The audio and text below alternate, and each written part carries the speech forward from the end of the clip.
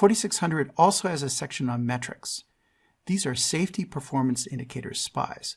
They're sort of like KPIs, key performance indicators, but specific to safety. And what they do is they provide metrics on the validity of the safety case over the system lifecycle.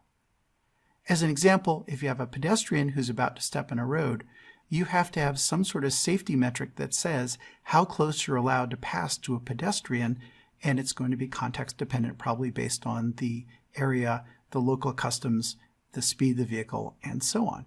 But at some point, there's such a thing as too close, and if you're too close, it's unsafe.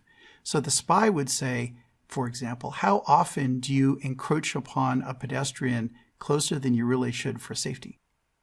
SPIs differ from KPIs because KPIs are typically about average performance and whether your system is working well, whereas SPIs are about whether or not you're crossing a line that makes the system unsafe.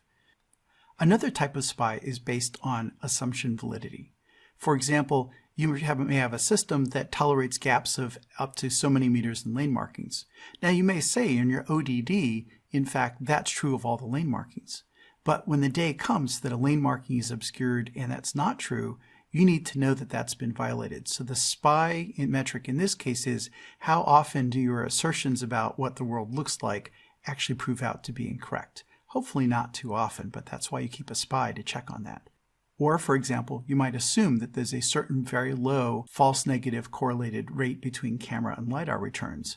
Well, that's an assumption, and you won't really know if it's true unless you measure it over operational life and find out how it really turns out. So you want to SPI for that.